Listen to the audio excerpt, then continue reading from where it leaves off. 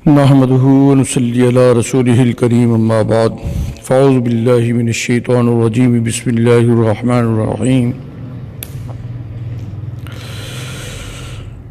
محترم سامعین کرام، واجب الاحترام دوستو بزرگوں، آج رمضان المبارک کا دوسرا روزہ ہے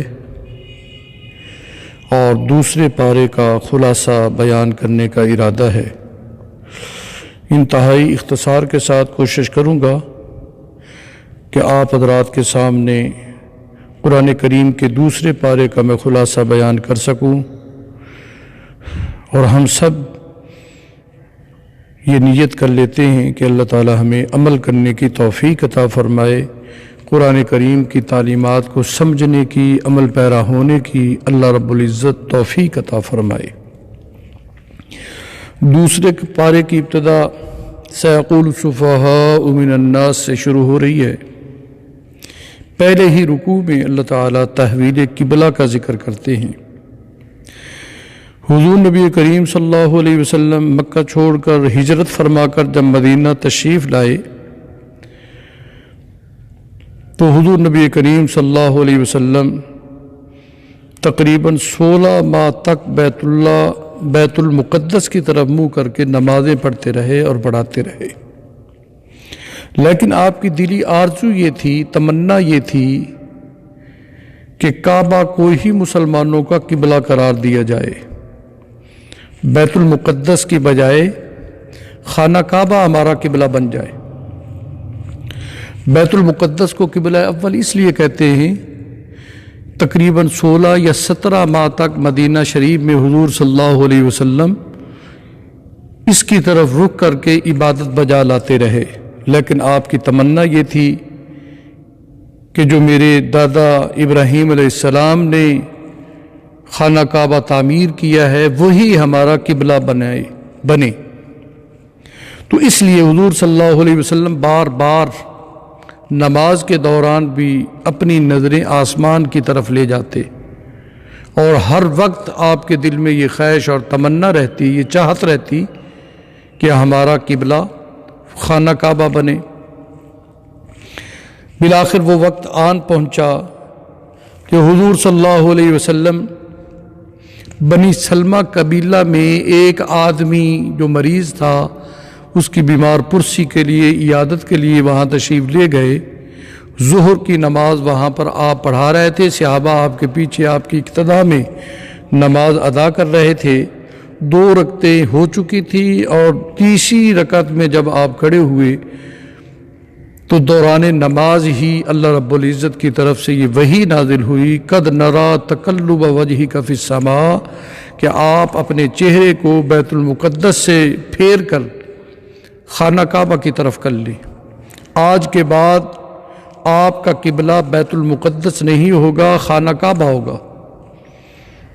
دوران نماز ہی حضور صلی اللہ علیہ وسلم نے اپنے چہرہ بیت المقدس سے ہٹا کر خانہ کعبہ کی طرف کر لیا اور آپ کے پیچھے صحابہ جو آپ کی اقتداء میں نماز پڑھ رہے تھے انہوں نے بھی چہرہ آپ کی اقتداء میں خانہ کعبہ کی طرف ہی کر لیا۔ جس مقام پر آپ یہ نماز پڑھ رہے تھے اور تحویل قبلہ کی یہ آیات نازل ہوئی، اس مقام پر مسجد قبلتین ہے، 2 قبلوں والی مسجد۔ حاجی لوگ عمرہ کرنے والے جاتے ہیں تو اس مسجد میں بھی ضرور جاتے ہیں اور وہاں نوافل بھی ادا کرتے ہیں، اور وہاں جا کر اس واقعے کو دہرایا جاتا ہے اور اس واقعے کی یادیں تازہ کی جاتی ہیں۔ جب تحویل قبلہ ہوا تو اس پر مشرکین اور منافقین نے بے بنیاد اعتراضات اٹھائے کہ یہ لوگ کیسے ہیں، کبھی ان کا قبلہ بیت المقدس بنتا ہے اور کبھی خانہ کعبہ بنتا ہے، تو اپنے قبلے کی بھی یہ صحیح، اپنے قبلے کو بھی صحیح طور پر یہ متعین نہیں کر رہے۔ تو منافقوں نے بھی اعتراض کیے اور مشرکوں نے بھی اعتراض شروع کر دیے اور یہودیوں نے بھی اعتراضات کی بارش کی۔ تو اللہ رب العزت نے اپنے پاک پیغمبر کو یہ حکم دیا اور یہ آیات نازل کی کہ آپ فرما دیجئے کہ ساری سمتیں خواہ مشرق ہو یا مغرب ہو اللہ ہی کے لیے ہے، پس اسے اختیار ہے جس سمت کو چاہے قبلہ مقرر کر دے۔ گویا یوں کہا گیا کہ ساری جہات اللہ رب العزت کی ملکیت میں ہیں، کسی بھی جہت کو دوسری جہت پر اپنی ذات کے اعتبار سے کوئی فضیلت حاصل نہیں، نہ ہی کوئی جہت خود قبلہ بننے کی صلاحیت رکھتی ہے، بلکہ اللہ کے حکم سے قبلہ بنتی ہے۔ اللہ حکم کرے جس جہت کو اللہ تعالیٰ قبلہ بنانا چاہیں وہی بنتا ہے، لہذا تحویل قبلہ کے بارے میں ان اعتراضات کی کوئی حقیقت نہیں۔ اصل اہمیت کسی جہت کی طرف توجہ کو نہیں، بلکہ اصل اہمیت اللہ کی طرف متوجہ ہونا ہے۔ ان آیات کے مطالعہ کے بعد میرے دوستو، اللہ تعالیٰ کے ساتھ حضور اکرم صلی اللہ علیہ وسلم کا حسن ادب بھی ظاہر ہوتا ہے کہ آپ شدت اشتیاق اور انتظار وحی میں بار بار آسمان کی طرف اپنی مبارک نگاہیں اٹھاتے، مگر تحویل قبلہ کا سوال آپ نہ کرتے کہ شاید اللہ کا فیصلہ اور اس کی رضا عدم تحویل میں ہے۔ شاید اسی مناسبت سے اللہ تعالیٰ نے تحویل قبلہ کا حکم دینے کے فوراً بعد ایمان والوں پر اس نعمت عظمیٰ کا ذکر فرمایا۔ کون سی نعمت عظمیٰ؟ حضور نبی کریم صلی اللہ علیہ وسلم کا دنیا میں مبعوث ہونا اور ہمارا رسول بننا۔ لقد من اللہ علی المؤمنین اذ بعث فیہم رسولا، اللہ فرما رہے ہیں کہ احسانات میرے بندوں میں نے تم پر بہت کیے لیکن کوئی احسان جتایا نہیں۔ یہ احسان عظیم سمجھو اور جانو کہ میں نے اپنا محبوب پیغمبر آخر الزماں پیغمبر تم میں نے مبعوث کیا اور تمہارا رسول بنا کر بھیجا۔ یہ سراج منیرہ، یہ بشیر اور نذیر پیغمبر میں نے جو تمہیں عطا کیا، یہ سب سے بڑا میرا احسان سمجھیے۔ دوستو، تحویل قبلہ کی بحث کو سمیٹتے ہوئے آخری اور فیصلہ کن بات جو ارشاد اللہ رب العزت نے فرمائی، اس کا حاصل یہ ہے کہ حقیقی نیکی کا معیار مشرق مغرب کی طرف رخ کرنا نہیں، بلکہ حقیقی نیکی کا معیار یہ ہے کہ عقائد، اعمال، معاملات، اخلاقیات سب کا رخ صحیح ہو۔ اللہ کو راضی کرنے کے لیے صرف چہرے کا رخ ہی نہیں بلکہ دل اور پوری زندگی کا رخ بھی بدلنا ہوگا۔ اللہ رب العزت فرماتے ہیں مشرق و مغرب کی طرف منہ کر لینا ہی نیکی نہیں، لیس البر ان تولوا وجوہکم قبل المشرق والمغرب، صرف یہ نیکی نہیں ہے کہ تم اپنا چہرہ مشرق کی طرف کر لو یا مغرب کی طرف کر لو، بلکہ حقیقی نیکی تو یہ ہے، اور اس آیت کو آیت بر بھی کہتے ہیں۔ اللہ رب العزت کیا فرما رہے ہیں؟ اصل نیکی یہ ہے، پہلے اس آیت شریف میں آیت بر میں لیس البر ان تولوا وجوہکم، یہ آیت کچھ لمبی ہے، اس میں حقوق اللہ کا بھی ذکر ہے، حقوق العباد کا بھی، حقوق العباد کا پہلے ذکر ہے، حقوق اللہ کا بعد میں۔ تو اللہ فرما رہے ہیں کہ اصل نیکی یہ نہیں کہ تم مشرق کی طرف یا مغرب کی طرف رخ کرو، بلکہ اصل نیکی یہ ہے کہ تم اپنے رشتہ داروں کو مال دو، ان کی خدمت کرو، ان کے ساتھ حسن سلوک سے پیش آؤ، والدین کے ساتھ، قریبی رشتہ داروں، عزیز و اقارب کے ساتھ، اور مساکین، یتامہ کے ساتھ، غریبوں کے ساتھ تمہاری مدد شامل حال رہے، اور جو مسافر ہیں، بے سہارا ہیں، ایسے ہی قیدیوں کو چھڑانے میں تم تعاون کرو۔ اور پھر فرمایا کہ اللہ اور یوم قیامت پر، فرشتوں پر، کتابوں پر، انبیاء پر ایمان لانے کے بعد پھر اللہ رب العزت کے حقوق کو بھی تم ادا کرو۔ اللہ کے حقوق میں سب سے بڑا حق اقامت صلاح ہے، نماز کا اہتمام کرنا، پابندی کے ساتھ 5 وقتہ نماز مسجد میں باجماعت ادا کرنا، اور پھر اللہ نے مال دیا ہے تو زکوٰۃ دینے کا اہتمام کرنا، اور کوئی تمہیں تکلیف پریشانی ہو تو اس پہ صبر کرنا، اور صدقہ کرتے رہنا کہ صدقے سے مال کم نہیں ہوتا بلکہ اللہ تعالیٰ برکتیں عطا فرماتے ہیں، مال بڑھ جاتا ہے برکتیں آنے سے۔ تو حقوق اللہ بھی ادا کریں، حقوق العباد بھی ادا کریں۔ یہ ایت بر، یہ ایک جامع ایت ہے، اس پر کوئی عمل کر لے تو گویا پورے دین پر اس نے عمل کر لیا۔ جی، اور آگے چل کر اللہ رب العزت تحویل قبلہ کے بعد پھر شہداء کی اہمیت کو بیان کرتے ہیں۔ یا ایھا الذین آمنوا استعینوا بالصبر والصلاۃ، اے ایمان والو تم نماز اور صبر کے ذریعے اللہ تعالیٰ کی مدد حاصل کرو۔ اللہ تعالیٰ کی مدد صبر کرنے والوں کے ساتھ ہے۔ وَلَا تَقُولُوا لِمَن يُقْتَلُ فِي سَبِيلِ اللَّهِ أَمْوَاتٌ، جو اللہ کے راستے میں مجاہد شہید ہو جاتے ہیں ان کو تم مردہ نہ کہو، بلکہ وہ تو شہادت کے بعد، جام شہادت نوش کرنے کے بعد حقیقی حیات طیبہ حاصل کر لیتے ہیں، ہمیشہ ہمیش کی زندگی حاصل کر لیتے ہیں۔ تو شہداء مردہ نہیں ہیں۔ آج کل ایک فرقہ ہے وہ انبیاء کو مردہ کہتے ہیں کہ سنتے نہیں۔ جب شہداء مردہ نہیں تو انبیاء تو شہداء سے فضیلت میں اعلیٰ ہیں، افضل ہیں، تو وہ کیسے ہو سکتے ہیں؟ ہمارا عقیدہ ہے، اور یہ اجتماعی عقیدہ ہے کہ حضور نبی کریم صلی اللہ علیہ وسلم کے روضہ پر جا کر درود پڑھیں تو وہ بنفس نفیس خود سنتے ہیں اور جواب دیتے ہیں، خوش ہوتے ہیں۔ جس کا جتنا کثرت سے درود جاتا ہے، سلام پڑھتے ہیں، حضور خود سنتے ہیں اور خوش ہوتے ہیں اور جواب دیتے ہیں اور دعا دیتے ہیں۔ یہ ہمارا عقیدہ ہے، اور یہ حضور صلی اللہ علیہ وسلم کا معجزہ ہے۔ آپ کہیں نا کہ اتنی کثیر تعداد میں لوگ وہاں پر صلاۃ و سلام پڑھتے ہیں، تو آپ کس کس کو جواب دیتے ہیں؟ یہ حضور کا معجزہ ہے۔ معجزہ اسی کو کہتے ہیں جو عقل میں نہ آنے والا ہو۔ اور آپ نے فرمایا جو میرے قریب آ کر پڑھے میں خود سنتا ہوں، جو دور سے پڑھے فرشتوں کے ذریعے مجھ تک پہنچایا جاتا ہے۔ اس لیے کثرت درود قرب رسول کا ذریعہ ہے، کثرت درود محبت رسول کا ذریعہ ہے، کثرت درود شفاعت رسول کا ذریعہ ہے۔ تو ہم درود شریف کو کثرت سے پڑھا کریں۔ آگے چل کر حضور نبی کریم صلی اللہ علیہ وسلم کے ذریعے اللہ تعالیٰ نے کئی مقامات کو بیان فرمایا۔ ان الصفا والمروہ من شعائر اللہ، زمانہ جاہلیت میں صفا مروہ پر دو بت رکھے ہوئے تھے جن کی مشرکین پوجا پاٹ کیا کرتے تھے۔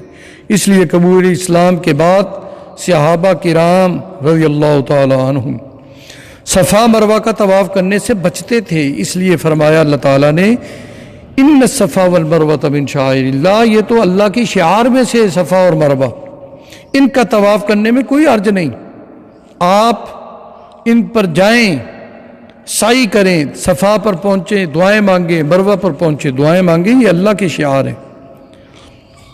اور آج کی منزل میں، آج کے پارے میں یہ بھی مسئلہ بیان کیا کہ مشرکین از خود بعض چیزوں کو حلال بعض کو حرام ٹھہرا لیتے تھے۔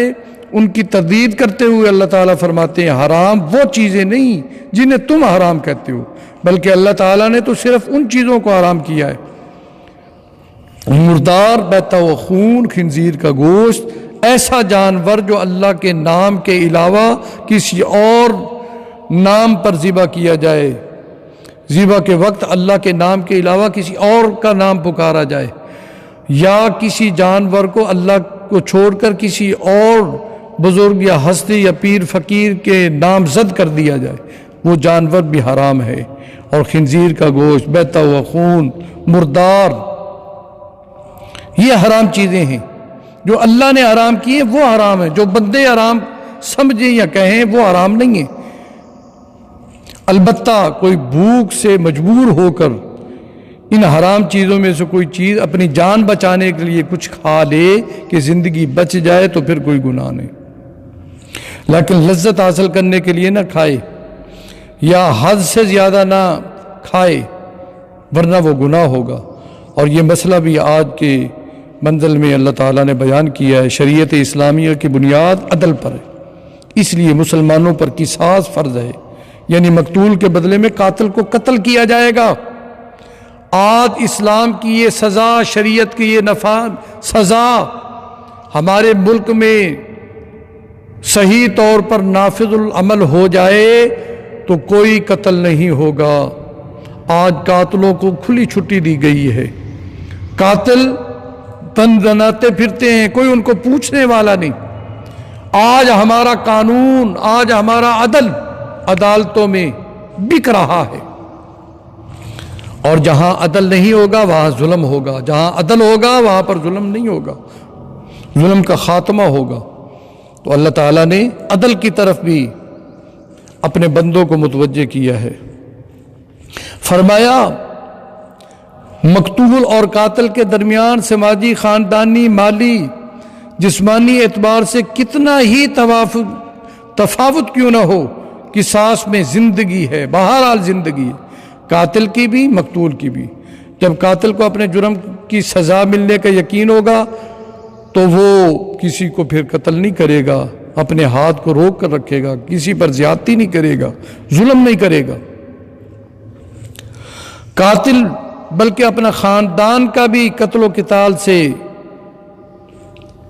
بلکہ ان کا خاندان بھی قتل و قتال سے بچ جائے گا۔ اسلام نے قتل کی سزا میں رحمت اور عدل دونوں چیزوں کو جمع کر دی ہے۔ رحمت، مہربانی اور عدل، دونوں چیزیں قتل کی سزا میں جمع ہیں۔ مقتول کے ورثاء اگر قصاص کا مطالبہ کریں تو یہ عدل ہوگا، اور اگر وہ قاتل کو معاف کر دیں یا دیت لینے پر راضی ہو جائیں تو یہ فضل ہوگا، احسان ہوگا، ان کی مہربانی اور رحمت ہے۔ اور آج کے پارے میں یہ مسئلہ بھی بیان کیا کہ ایسا صاحب مال جسے اپنی موت قریب آ جانے کا احساس ہو جائے، اس پر لازم ہے کہ وہ اپنے مال کے بارے میں وصیت کرے۔ آج یہ بات بھی عمل میں نہیں رہی کہ ہم مرنے سے پہلے وصیت کریں۔ اللہ والوں کا مزاج تو یہ تھا، عادت یہ تھی کہ وہ وصیت نامہ لکھ کر اپنی جیب میں رکھا کرتے تھے کہ موت کا کوئی وقت متعین نہیں، کسی وقت بھی اچانک آ سکتی ہے، تو ہم بھی یہ کریں، یہ ہم پر واجب فرض ہے کہ وصیت نامہ ہم لکھ کر رکھیں اپنے پاس۔ اور آج کی منزل میں یہ مسئلہ بیان ہوا کہ ہر عاقل بالغ مسلمان پر روزے فرض ہیں۔ یا ایھا الذین آمنوا کتب علیکم الصیام کما کتب علی الذین من قبلکم، صرف تم پر نہیں، پہلی قوموں پر بھی روزے فرض۔ اور اللہ تعالیٰ فرما رہے ہیں کہ روزہ اس لیے ہم نے فرض کیا ہے تاکہ تم تقوی اختیار کر لو۔ تقوی کا کیا معنی؟ گناہوں سے بچ جاؤ۔ تو لہذا روزے سے آدمی گناہوں سے بچتا ہے۔ جس نے روزہ رکھ لیا وہ جھوٹ نہیں بولے گا، کیونکہ اسے احساس ہے کہ میں روزے سے ہوں۔ وہ چغل خوری نہیں کرے گا، وہ غیبت نہیں کرے گا، وہ تکبر اور حسد سے بچے گا، دھوکہ دینے سے بچے گا، حرام مال سے بچے گا۔ کیوں؟ احساس ہے کہ مجھے روزہ ہے، روزے پر اثر پڑے گا۔ تو روزہ انسان کو تقوی کی طرف لے جاتا ہے، روزہ انسان کو متقی بناتا ہے۔ یہ اور تقوی ایمان والے کے لیے بہت بڑی دولت ہے۔ اور آج کی منزل میں یہ مسئلہ بیان ہے، رمضان کی راتوں میں بیوی کے ساتھ جماع کرنا جائز ہے، لیکن اعتکاف کی حالت میں جائز نہیں، اور روزے کی حالت میں نہیں۔ رات کے وقت تم اپنی بیوی سے تسکین حاصل کر سکتے ہو۔ اور یہ مسئلہ بیان ہوا کسی بھی باطل اور ناجائز طریقے سے مال کمانا جائز نہیں، خواہ جوا ہو یا چوری ہو یا غصب ہو یا رشوت ہو یا خرید و فروخت کے ناجائز طریقے ہوں۔ اور یہ مسئلہ بھی بیان کیا قمری تاریخوں کا استعمال فرض کفایہ ہے، یہ یاد رکھیں۔ آج ہم انگریزی مہینے یاد رکھتے ہیں، انگریزی مہینے کی تاریخ یاد رکھتے ہیں، لیکن اسلامی تاریخ کا ہمیں پتہ نہیں ہوتا۔ 10 آدمی بیٹھے ہیں، ان سے پوچھ لو، نہیں پتہ ہوگا کہ چاند کی آج کیا تاریخ ہے، سوائے رمضان المبارک کے، کیونکہ روزے رکھنے ہوتے ہیں، اس لیے ان کی تاریخوں کا تو پتہ ہوتا ہے نا کہ آج پہلا روزہ ہے، دوسرا ہے، تیسرا ہے۔ اس کے علاوہ باقی 11 مہینوں میں ہمیں کوئی احساس نہیں رہتا، نہ ہی ہماری توجہ ہوتی ہے۔ یہ فرض کفایہ ہے کہ ہم اسلامی مہینوں کے نام بھی یاد رکھیں اور ان کے تاریخ بھی ہمیں یاد ہونی چاہیے۔ اور یہ مسئلہ بھی بیان کیا آج کی منزل میں کہ مسلمانوں پر جہاد قتال فرض ہے۔ جہاد کا مقصد اعلاء کلمت اللہ ہے، کیونکہ حق اور باطل، خیر اور شر کے درمیان ٹکراؤ ازل سے آ رہا ہے، ابد تک جاری رہے گا، اس لیے جہاد بھی ہمیشہ سے ہمیشہ رہے گا۔ مسلمانوں پر لازم ہے کہ وہ جہاد کے لیے ہمیشہ تیار رہیں، دشمن کو اپنی کمزوری ظاہر نہ کریں، ورنہ کیا ہوگا؟ جرم ضعیفی کی سزا مرگ مفاجات کے سوا کچھ نہیں۔ اور آج کے اس پارے میں دوسرے پارے میں حج کے بارے میں بیان کیا گیا، حج کے ارکان، حج کے مناسک۔ اللہ تعالیٰ چاہتے ہیں کہ پوری دنیا کے مسلمان سال بھر میں ایک مرتبہ ایک جگہ پر جمع ہوں۔ یہ مساوات کا عملی مظاہرہ ہوگا، یہ اسلام کی شان و شوکت کا مظاہرہ ہوگا۔ مکہ مکرمہ میں ساری دنیا کے مسلمان جمع ہوں اور وہاں اس کے بتائے ہوئے طریقہ کے مطابق حج کے ارکان، حج کے احکامات بجا لائیں۔ حج کا احرام چند مخصوص مہینوں میں باندھا جاتا ہے، لیکن عمرہ پورے سال میں کسی وقت بھی کیا جا سکتا ہے۔ حج کے دنوں میں تجارت، خرید و فروخت جائز ہے۔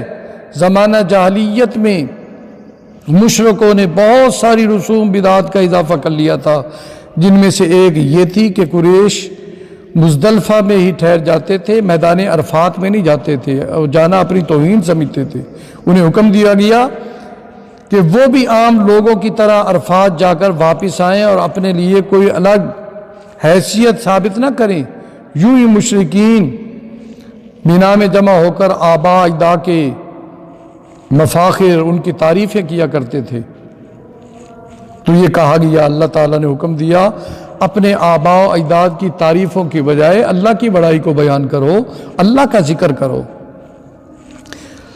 اور آج کی منزل میں اللہ پاک نے انفاق فی سبیل اللہ کے راستے میں خرچ کرنے کا حکم دیا ہے، اور اس کی بڑی اہمیت کو بیان کیا، بڑی فضیلت کو بیان کیا کہ تم اللہ کے راستے میں 1 روپیہ خرچ کرو تو 700 روپے تک اللہ تعالیٰ اجر دیں گے۔ ایک دانہ اللہ کے راستے میں دو، 700 جانوں سے بڑھ کر اللہ تعالیٰ اجر دیں گے۔ پھر رمضان المبارک کا مہینہ، اس میں تو اور ہی زیادہ اللہ تعالیٰ اجر و ثواب 70 گنا اضافہ فرما دیتے ہیں۔ اور آج کی منزل میں مرتد کے بارے میں اللہ نے فرمایا کہ جو شخص اسلام سے پھر جائے، مسلمان تھا اور کافر بن گیا، اس کی ساری نیکیاں برباد ہو گئیں، جہنم کا حقدار ہو گیا، اور اگر وہ توبہ نہ کرے تو وہ واجب القتل ہے۔ اسلامی حکومت کے ذمے کہ مرتد کو وہ یہ سزا دے کہ اس کو قتل کر دے۔ اور آج کی منزل میں شراب اور جوئے کا بھی ذکر ہے کہ یہ بہت بڑے گناہ ہیں، ان سے بچو۔ عقلی، مالی، اخلاقی، معاشرتی اعتبار سے ان کے نقصانات ہیں، اس لیے جوا سے بھی بچنا ہوگا۔ اور شراب کو تو ام الخبائث، تمام گناہوں کی جڑ اور بنیاد قرار دیا گیا ہے، اور فرمایا کہ جو جوا کا کھیل کھیلتا ہے یہ ایسے جیسے خنزیر کے خون میں اس نے اپنے ہاتھوں کو رنگ لیا ہے اور اپنے منہ پر مر رہا ہے۔ اس لیے شراب سے بھی بچیں، جوا سے بھی بچیں۔ اور آج کی منزل میں بااجتماعی بیماریوں کی نشاندہی بھی کی گئی ہے، خاص طور پر خاندانی مسائل بیان کیے گئے، کیونکہ خاندانی ایک اچھے معاشرے کی بنیاد ہوتا ہے۔ ان مسائل کی ابتدا ازواجی تعلقات سے کی جاتی ہے۔ اس سلسلہ میں پہلا حکم یہ دیا گیا کہ مشرک مرد مشرک عورتوں سے کسی صورت میں نکاح نہیں کر سکتے، یہ جائز نہیں۔ البتہ اہل کتاب عیسائی یہودی کی عورت سے مسلمان نکاح کر سکتا ہے، لیکن بہتر یہ ہے کہ مسلمان عورت سے ہی نکاح کرے۔ جی، اور آج کی منزل میں حیض کے مسائل بھی اللہ نے بیان کیے کہ حالت حیض میں بیوی کے ساتھ جماع جائز نہیں ہے، کیونکہ اس سے اس کو تکلیف ہوگی۔ کسی کو تکلیف دینا یہ اسلام اس سے منع کرتا ہے، گناہ قرار دیتا ہے۔ حیض کے خون میں ایسی نجاست اور ایسے جراثیم ہوتے ہیں جن کی وجہ سے میاں اور بیوی دونوں بیمار پڑ سکتے ہیں۔ البتہ اس صورت میں، اس حالت میں آپس میں بوس و کنار کر سکتے ہیں۔ اب یہودی جو ہیں وہ تو حالت حیض میں بوس و کنار کو بھی حرام سمجھتے تھے، اور عیسائی حالت حیض میں جماع کرنا بھی جائز سمجھتے تھے۔ دونوں افراد تفرید کے شکار تھے، اور اسلام نے راستہ میانہ روی کا دیا ہے کہ آپ بوس و کنار تو کر سکتے ہیں حالت حیض میں، لیکن جماع نہیں کر سکتے۔ اور یہ مسئلہ بھی بیان کیا ہے کہ اگر کوئی شخص یہ قسم اٹھا لے کہ میں اپنی بیوی کے قریب نہیں جاؤں گا، اور 4 ماہ تک وہ قریب نہ گیا، 4 ماہ گزر گئے وہ قریب نہ گیا تو خود بخود طلاق واقع ہو جائے گی، نکاح دوبارہ کرنا پڑے گا، اور اگر 4 مہینوں کے اندر اندر رجوع کر لے تو نکاح باقی رہے گا، لیکن پھر بھی قسم کا کفارہ ہوگا۔ یہ جو اس نے کہا نا کہ میں 4 مہینوں تک قریب نہیں جاؤں گا، تو اس قسم کا کفارہ اس کو دینا پڑے گا۔ اور آج کی منزل میں طلاق، عدت اور رضاعت کے مسائل بھی بیان کیے گئے ہیں۔ اللہ کی نظر میں سب سے قابل نفرت چیز طلاق دینا ہے، لیکن پھر بھی کچھ مجبوریاں، کچھ عذر ایسے آ جاتے ہیں کہ طلاق دینا پڑتی ہے، کیونکہ خامد اور بیوی کی زندگی اگر پرسکون نہ گزرے، بھائی بند کیا کریں یار، موبائل بند کریں۔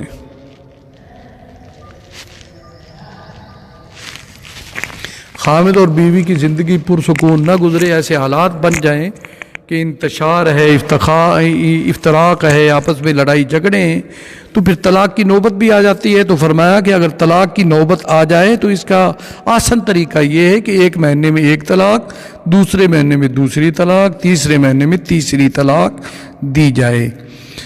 اور زمانہ جاہلیت میں تو یہ تھا کہ وہ طلاق کی کوئی حد ہی نہیں ہوتی تھی، 100 طلاقیں دے دیتے تھے۔ آج بھی جاہل قسم کے لوگ غصے کی حالت میں کہہ دیتے ہیں کہ جی میں نے 100 طلاق دی۔ ابھی مسئلہ آیا جی، ایک دوست نے کہا جی میں غصے میں آ کر میں نے تو 1000 طلاق دے دیے۔ تو اسلام نے کتنی طلاقیں متعین کی ہیں؟ 3۔ پہلی طلاق دی، رجوع ہو سکتا ہے، رجوع کر لیں تو نکاح نہیں ٹوٹے گا۔ دوسری طلاق دے دی، اگر رجوع کر لیں، صلح کر لیں، بول لیں تو نکاح نہیں ٹوٹے گا۔ لیکن جب تیسری طلاق دیں گے تو یہ طلاق مغلظہ ہوگی، ہمیشہ ہمیشہ کے لیے بیوی خامد پر حرام ہو جائے گی، کوئی تعلق نہیں باقی رہے گا، ختم تعلق ہو جائے گا۔ پھر آج حلالے کا ایک لفظ استعمال کیا جاتا ہے، حلالہ نکلواؤ، حلال، یہ حرام ہے۔ حلالہ نکلوانے والا، ایک حلالہ نکالنے والا، دونوں لعنتی ہیں۔ حضور صلی اللہ علیہ وسلم نے فرمایا دونوں پہ اللہ کے فرشتوں کی لعنت، کوئی حلالہ نہیں ہے۔ کیا ہے حلالہ؟ کہ یہ کسی اور سے نکاح کرتے ہیں اور کہتے ہیں بھئی 1 رات گزارنے کے بعد صبح تم نے طلاق دینی ہوگی، اس شرط پر نکاح، یہ نکاح ہی نہیں ہے۔ یہ کیا نکاح ہے؟ بس 3 طلاقیں دی، اس سے وہ فارغ ہو گیا، اب وہ کسی سے نکاح کر لے، یہ متعلقہ ہو گئی ہے، نکاح کسی سے کر لے۔ ہاں کوئی حالات بنے کہ اس سے بھی نبھا نہیں ہو سکا اور طلاق کی نوبت آ گئی اور اس نے اس کو طلاق دے دی، تو پھر یہ پہلے خامد سے رجوع کر سکتی ہے کہ مجھے اپنے نکاح میں لے لو، تو رضامندی کے ساتھ پہلے خامد سے پھر یہ نکاح کیا جا سکے گا۔ تو آج کی اس منزل میں دوسرے پارے میں اللہ تعالیٰ نے اس طلاق کے بارے میں بیان کیا اور عدت کو بیان کیا کہ طلاق کے بعد مطلقہ کی عدت 3 مہینے، 3 حیض ہے، اور اگر خامد فوت ہو جائے، خامد کا سایہ سر سے اٹھ جائے، بیوہ کی عدت 4 مہینے 10 دن، 4 مہینے 10 دن کے اندر وہ کسی سے کوئی نکاح کی بات نہیں کر سکتی، ہار سنگار نہیں کر سکتی، کہیں اور جا کر بلا ضرورت رات نہیں گزار سکتی، وہ اپنے گھر میں رہے اور سادگی کے ساتھ رہے، اور اگر کسی ضرورت کے تحت جانا ہے تو دن کے وقت جائے، رات میں نہیں جا سکتی۔ وہ شادی بیاہ سے پرہیز کرے، لیکن کوئی قریبی ہے اور جانا مجبوری ہے، جائے، لیکن زیب و زینت میک اپ کے ساتھ نہ جائے، خوشبو لگا کر نہ جائے، سادگی کے ساتھ جائے، اور 4 مہینے 10 دن تک وہ اپنے گھر میں عدت گزارے۔ گھر میں انتظام نہیں تو اپنے والدین کے ہاں بھی جا کر عدت گزار سکتی ہے، اپنے کسی وارث کے ہاں وہ عدت گزار سکتی ہے۔ ایسے ہی آخری رکوع میں اللہ رب العزت نے ایک اہم بات کو بیان کیا، اور میں اس پر ختم کرتا ہوں۔ یہ آخری رکوع کا خلاصہ سن لیں، اس میں اللہ تعالیٰ نے 2 قصوں کو بیان کیا ہے۔ ایک قصہ طالوت اور بنی اسرائیل کا ہے کہ انہوں نے جہاد کیا اور تھوڑا سا لشکر تھا اور اپنے سے کئی گنا بڑے لشکر کو انہوں نے شکست دے دی۔ یہ اللہ کی ان کے ساتھ مدد تھی، اور اللہ فرماتے ہیں کہ ایمان والوں کے ساتھ میری مدد رہے گی جب کہ وہ میری طرف متوجہ ہوں گے اور رجوع کرتے رہیں گے اور میرے احکامات کی بجا آوری کرتے رہیں گے۔ ایک تو یہ واقعہ بیان کیا، اور دوسرا طاعون کی بیماری جو ایک وبائی بیماری ہے، جہاں پھیل جائے موت کے ڈر کی وجہ سے وہاں سے نہ نکلو، وہاں سے نہ بھاگو۔ جیسے آج کل کرونا وائرس یہ بھی ایک وبائی مرض ہے نا، تو پہلے زمانہ میں حضور صلی اللہ علیہ وسلم کے دور میں، صحابہ کرام کے دور میں، خلفائے راشدین کے دور میں طاعون کی مرض یہ ایک وبائی مرض ہوا کرتی تھی، وہ پھیلتی تھی، ہزاروں کی تعداد اس میں چلی جاتی تھی، ضائع ہو جاتی تھی۔ حضور صلی اللہ علیہ وسلم نے ایک تو فرمایا کہ وبائی مرض کی وجہ سے کسی کو اگر موت واقع ہو جائے تو وہ شہادت کی موت ہے، شہید۔ لہذا کرونا وائرس کی وجہ سے جتنے بھی مر رہے ہیں وہ سب شہید ہیں، شہادت کے درجے پر ہیں۔ تو حضور صلی اللہ علیہ وسلم نے خاص حکم دیا کہ جہاں وبائی مرض طاعون وغیرہ ہو وہاں کے لوگ موت کے ڈر کی وجہ سے دوسرے علاقے میں نہ جائیں، بھاگے نہیں وہاں سے، وہیں رہیں۔ جس علاقے میں وبائی مرض ہو، جس ملک میں وبائی مرض ہو تو وہ علاقے کو، شہر کو، اپنے ملک کو چھوڑ کر دوسرے ملک میں نہ جائیں، وہیں رہیں۔ اور جو باہر کے رہنے والے ہیں ان کو حکم ہے کہ وہ وبائی مرض جہاں پر پھیل چکی ہے وہاں پر نہ آئیں۔ لہذا حضرت عمر بن خطاب رضی اللہ تعالیٰ عنہ کے دور خلافت میں شام کے ملک میں وبائی مرض طاعون پھیل چکا تھا۔ حضرت عمر کو پتہ نہیں تھا، آپ ویسے راؤنڈ کے لیے وہاں جانے کا آپ نے ارادہ کیا۔ جب سرحد تک پہنچے تو شام کے گورنر حضرت ابو عبادہ بن جراح جو عشرہ مبشرہ کے صحابی ہیں، ان کو پتہ چلا تو انہوں نے فوراً قاصد روانہ کیا کہ حضرت عمر کو کہو کہ سرحد سے ہی واپس مدینہ لوٹ جائیں، آگے شام میں داخل نہ ہو کہ یہاں تو وبائی مرض پھیل چکی ہے۔ تو حضرت عمر رضی اللہ تعالیٰ عنہ نے وہیں سے جیسے ہی پیغام ملا وہیں سرحد سے ہی واپس جانے کا ارادہ کیا۔ تو کسی نے کہا کہ عمر کیا ہوا کہ تقدیر سے بھاگ کر تم جا رہے ہو؟ تو آپ نے فرمایا نہیں، تقدیر سے تقدیر کی طرف جا رہا ہوں، تقدیر سے کہ ہماری تقدیر میں یہی ہے کہ ہم یہیں سے واپس جائیں گے۔ لہذا ملک شام میں طاعون پھیلا، اسی طاعون میں ہزاروں کی تعداد میں لوگ شہید ہوئے۔ حضرت ابو عبادہ کی شہادت بھی اسی مرض میں ہوئی تھی۔ تو لہذا ہمیں بھی چاہیے جو احتیاط ہمیں ڈاکٹر حضرات بتا رہے ہیں، علماء بتا رہے ہیں، اس پر ہم کار بند ہوں اور اس مسئلے کو ہم سیریس لیں۔ لہذا علیحدہ جیسے نشانات لگے ہوئے ہیں اس کے مطابق ہم نمازیں پڑھیں، سینیٹائزر کا استعمال کریں، بار بار اپنے ہاتھ دھوئیں، صرف ہاتھ ہی کیوں بار بار ہم وضو کریں تاکہ اس مرض سے بچاؤ ہو سکے۔ اس مرض کا کوئی علاج نہیں ہے، یہ کرونا وائرس ایک نئی چیز ہے، اس لیے اس کا کوئی علاج ڈاکٹروں نے دریافت نہیں کیا، نہ کر سکیں۔ بس یہی ہے کہ اس سے بچاؤ کا طریقہ، اس سے حفاظت کا طریقہ یہی ہے کہ احتیاطی تدابیر، یعنی ہم مجموع میں نہ جائیں، ہم میل ملاپ سے گریز کریں، مسافہ سے گریز کریں۔ بھئی مسافے کا متبادل کیا ہے؟ ایسے سینے پر ہاتھ رکھ کر السلام علیکم کہہ دیں، جیسے وضو کا متبادل تیمم ہے، ایسے ہی مسافے کا متبادل آپ تھوڑا سا اپنے سینے پر ہاتھ رکھ کے اظہار محبت کر کے سلام لے لیں۔ مسافہ کرنا کوئی ضروری تو نہیں ہے ان حالات میں، تو اس لیے دعا ہے کہ اللہ تعالی ہمیں عمل کرنے کی توفیق عطا فرمائے۔ اب انشاءاللہ کل حاضر ہوں گے، تیسرے پارے کا خلاصہ بیان ہو۔